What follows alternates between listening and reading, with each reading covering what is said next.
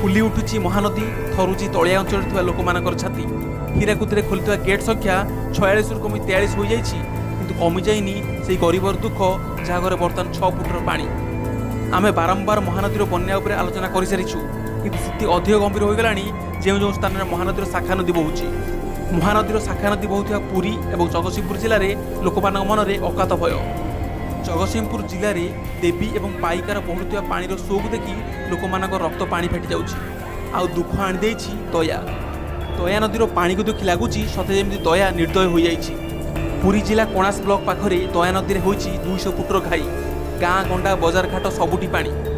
अन्यपटे नदी में पानी बढ़िबार लागिछि कमिमार ना नेउनी। देवी नदीर पानी बंध डेई उजंग ब्लॉक रे रहुथे लोकों घरे पशिलाणी। ये तो होछि आम ओडिशार स्थिति। ये दृश्य होछि बिहार रो बन्या दायरु बंची पारि नाही बिहार राजधानी पाटना। ए दृश्य होछि आसाम रो बन्या दायरु 10 लाख लोकों निज घर हराइबाक पड़िछि। मृत्यु संख्या 100 पार करिगलाणी एही स्थान रे।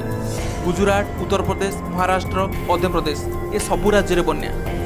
आपण भाबुथिबे एही सब राज्य रे डैम नाही बोली किंतु एठी भी रहिछि बहुत गुडे छोट बड़ डैम। आपण जदि भाबुथांती जे बन्या जल को डैम अटकाई देबो ता संपूर्ण भूल। केबे हेले भी गोटे हांडीर पानी को गोटे कप रे रखी हेबो नाही। सेही भली विशाल नदीर पानी को डैम रे अटकाइबा सहज कथा नुहे। चीन रे रहिछि दुनियार सबुठारु अधिक डैम किंतु सबुठारु अधिक बड़ बड़ बन्या होइथाय चीन रे। तेणु डैम गोटे सल्यूशन नुह। डैम रे पानी को गच्छित कर रखा जाइथाय और तापर जेते वर्षा हुए से सब पुराना पानी को छड़ा जाए। से पुराना पानी रे तो बन्या हो जाए और नुआ पानी आसिले स्थिति को अधिक गंभीर कर दिए। किंतु ता अपेक्षा जेतिकी टंका डैम रे खर्च होउची सेतिकी आमर टंका वृक्षरोपण रे खर्च करा जाए ताले बन्या को नियंत्रण करि हेबो। एटी आपण भाबुथिबे गच्छ केमिति बन्या को अटकाइबो। देखंतु 100 वर्ष पूर्वरु ना नई ऊपर डैम थिला ना नई मानकर बड़ बड़ बंध थिला। सेतेबेले वर्तमान अपेक्षा अधिक वर्षा होउतिला किंतु सेतेबेले एभली बन्या हेउ नथिला कारण नदी पार्श्वरे थिला घंच अरण्य। नदी कूल जदि गछ रहिबो तेबे वर्षा हेबो गछर चेर बहुत गुडे पानी को माटी तल को छाड़ी देइथाय आ ऊपर रहि जाए बहुत कम पानी। आउ तापरे भी नदी कूल रे गछ रहिले पानीर स्रोत को धीर कर देइथाय जहा फल रे पानी क्षिप्र गति रे बहि नथाय।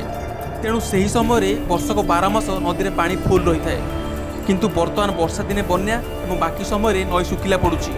यार कारण हेउछि नदी कूल रे आउ घंच जंगल नाही। तेणु डैम को निर्माण करिबार जेति टंका खर्च होउछि तार अधा टंकार जदि वृक्षरोपण करा जाए ताले बन्या को नियंत्रण करि हेबो। आउ डैम बनिबार कोनोसी आवश्यकता रहिबो नाही और नदी रे सब समय पानी रहिबो। बन्या को नियंत्रण करिया पई ये होउछि गोटे बड़ उपाय। वीडियो रे जहाँ भी सुनले ये सब वैज्ञानिक कारण दृष्टि प्रमाणित।